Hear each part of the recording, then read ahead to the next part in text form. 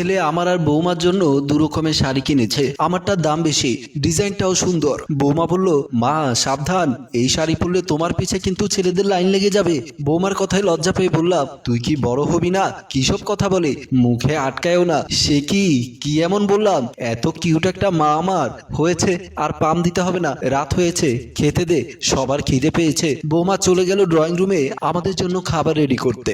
রাতে আমরা খেতে বসেছি। শ্রেয়াস আর আমাকে পাতে তরকারি তুলে দিচ্ছিল, কিন্তু বৌমা নিজে খেতে বসেনি। আমি বললাম, বৌমা আমাকে আর শ্রেয়াসকে খেতে দিলে, তুই খেতে বসলি না কেন?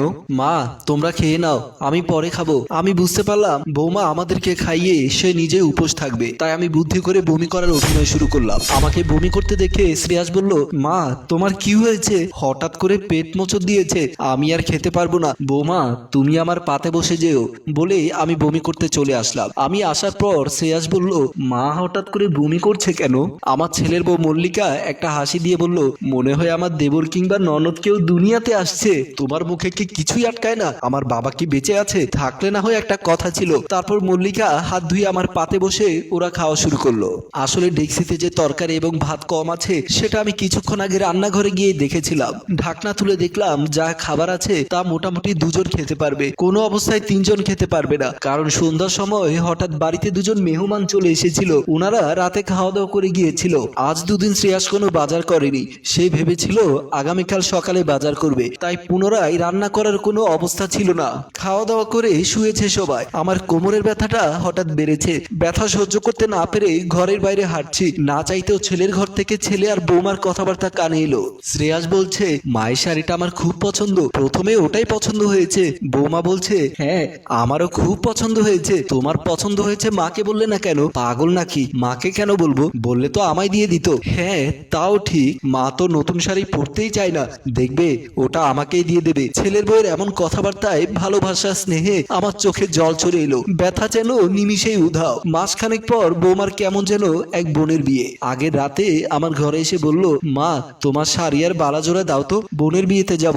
বিয়েতে যাবি, ভালো শাড়ি পর। এমন শাড়ি পরে কি কেউ বিয়ে বাড়িতে যায়? অত কিছু জানি না, তোমার শাড়ি পরতে ভালো লাগে। আমার সময় নেই, তাড়াতাড়ি দাও তো। ওয়ার্ডরোবে আছে, নিজেই নিয়ে নে। বৌমা শাড়ি বের করে নিল, বালাজোড়ার সাথে কানের দুল। দেখেছি, তবুও বললাম, কি কি নিলি বললিও না? মায়ের জিনিস মেয়ে নিয়েছে, এখানে বলেনি আর কি আছে? কথাটা বলে ও বাচ্চাদের মতো মুখ ভেঙচি দিয়ে চলে গেল। ওয়ার্ডরোবের তালাটা তো লাগাবি নাকি? তুমি লাগাও, আমার অনেক কিছু গোছানোর বাকি আছে। বলেই বৌমা গহনা শাড়িটা নিয়ে চলে গেল। আমি মনে মনে হাসলাম, এটা কি আমার ছেলের বউ না নিজের মেয়ে? মাঝে মধ্যে নিজে বুঝতে পারি না। পরের দিন ভোরে ছেলে বউ দুজনে যাচ্ছে বিয়ে খেতে। আমাকেও যেতে বলেছিল, কিন্তু আমি গেলাম না। বুড়ো মানুষ, বিয়ে বাড়ি মানে হই হুল্লোড়, ওখানে আমার গিয়ে কাজ কি? তাই ওদের জোরাজুরি সত্ত্বেও আমি গেলাম না।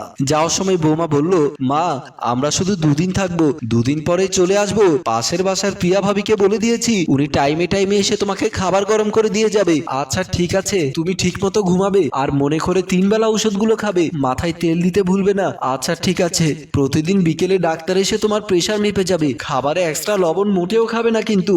আচ্ছা ঠিক আছে। পাশে দাঁড়িয়ে থাকা শ্রেয়াস বলল, তাড়াতাড়ি চলো, ট্রেনের সময় হয়ে গেছে। আহা রাখো তো তোমার ট্রেন, মায়ের চাইতে কি ট্রেন বেশি হয়ে গেল? শোনো মা, গোসল করার পর তোমার কষ্ট করে শাড়িটা ধোয়ার দরকার নেই, এক পাশে রেখে দিবে, আমি বাপের বাড়ি থেকে এসে ধুয়ে দেবো। তারপর আরো কত যে কথা বৌমা আমাকে বলতে লাগলো। যাচ্ছে তো দুদিনের জন্য বাপের বাড়ি, কিন্তু ওর কথা শুনে আমার মনে হচ্ছে বাপের বাড়ি যেন তার দেহটা যাচ্ছে, মনটা আমার এখানেই পড়ে আছে। অবশেষে আমি বাধ্য হয়ে বললাম, বৌমা তোর এত টেনশন করতে হবে না, তুই যা তো মা। তবুও মেয়েটা একের পর এক কথা বলেই যাচ্ছে। শেষে আমি বাধ্য হয়ে ওদেরকে ঠেলে ঘর থেকে বের করে দিলাম। আসলে মেয়েটা আমার এত বেশি টেক কেয়ার করে, মাঝে মধ্যে মনে হয় আমি যেন তার শাশুড়ি না, নিজেরই মা। বৌমা বাপের বাড়ি গেছে, সকাল থেকে অনেকবার ফোন করেছে, আমি ঠিকমতো ওষুধ খেয়েছি কিনা, ঠিকমতো ঘুমিয়েছি কিনা, এখন কি অবস্থায় আছি। আরো কত ফোন। বৌমার বাবা ওদের ড্রয়িং রুমে বসে বৌমার ছোট ভাই সাইফুল ও আমার ছেলে শ্রেয়াসের সাথে কথা বলছিল। এমন সময় সেখানে বৌমা এসে শ্রেয়াসকে বলল, শ্রেয়াস তোমার মোবাইলে কি ব্যালেন্স আছে?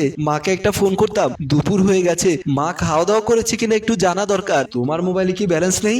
মায়ের সাথে কথা বলতে বলতে ব্যালেন্স শেষ হয়ে গেছে, শেষ কথাটা বলতে পারিনি, দাও না ফোনটা। আমার মোবাইলে চার্জ শেষ, চার্জে বসিয়েছি। বাবা তোমার মোবাইলটা দাও তো, আমি একটু আমার শাশুড়িকে ফোন করে শেষ কথাটা বলে দেই। তারপর তার বাবার মোবাইলটা নিয়ে আমাকে ফোন দিল। আমি এতক্ষণ বৌমার সাথে কথা বলতে বলতে খাওয়া দাওয়া শেষ করে নিজের রুমে এসে বসলাম মাত্র। এর মধ্যে বিআই সাহেবের কল দেখে কলটা রিসিভ করে বললাম, আজ আসসালামু আলাইকুম ভাই, কেমন আছেন? ওয়ালাইকুম আসসালাম বেআইন। আমি তোমার পুত্রবধূ মল্লিকা। এতক্ষণ ধরে কথা বলছিস, তাও কি তোর কথা শেষ হয়নি?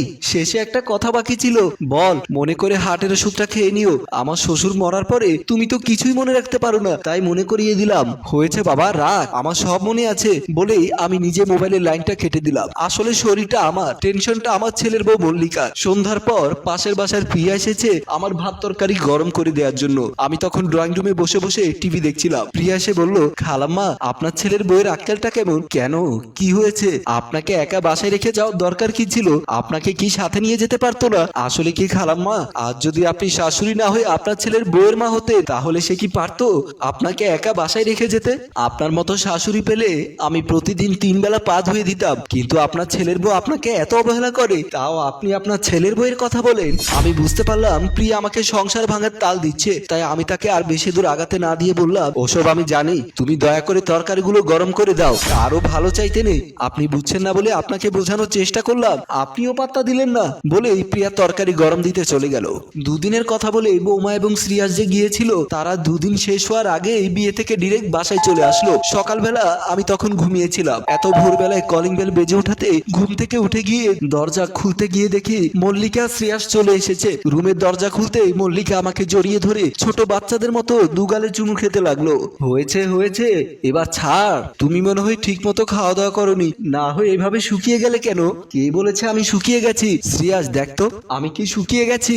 শ্রেয়াস আমার মুখের দিকে ভালো করে তাকিয়ে বলল, কই না তো, আমার কাছে তো মনে হচ্ছে তুমি আরো 5 কেজি বেড়ে গেছো। তোমার মাথা বেড়েছে, দেখো তো চোখের নিচে কালি পড়ে গেছে, গালটা কেমন ভেঙে গেল। হয়েছে বাবা, আমি মোটেও শুকাইনি এবং ওজনও বাড়েনি। তোরা এত সাত সকালে চলে এলি কেন? আর 2-1 দিন থেকে আসতি, তোমাকে একা বাসায় রেখে গেছি। বিয়েতে কি আমার মন টিকছে? হয়েছে, এবার রুমে যা, একটু রেস্ট কর। বলেই ওদেরকে আমি ওদের রুমে পাঠিয়ে দিলাম। মল্লিকা ছাদে গেছে কাপড় শুকাতে দিতে। এখানে আগে থেকে কাপড় শুকাতে দিচ্ছিল প্রিয়া। মল্লিকা প্রিয়াকে দেখে বলল, আপনাকে অসংখ্য ধন্যবাদ ভাবি, আপনি ছিলেন বলে নিশ্চিন্ত মনে শাশুড়ি মাকে ঘরে রেখে যেতে পেরেছি। শোনো বোন, তোমাকে একটা কথা বলি, সংসার জীবনে শাশুড়ি মানে প্যারা, আর তোমার শাশুড়ি তো 3 গুণ প্যারাযুক্ত মহিলা। আমার শাশুড়ি কখনো আমাকে তুই করে বলেনি, অথচ তোমার শাশুড়ি তোমাকে দাসীবান্দির মতো ব্যবহার করে, সারাক্ষণ সারাক্ষণ তুই তুইকারি করে। তুমি কিভাবে সহ্য করো এমন শাশুড়িকে? প্রিয়া যখন কথাগুলো বলছিল, তখন আমি হাঁটতে হাঁটতে ছাদের দিকে যাচ্ছিলাম। আমি দূর থেকে লক্ষ্য করলাম প্রিয়া এবং মল্লিকা কথা বলছে।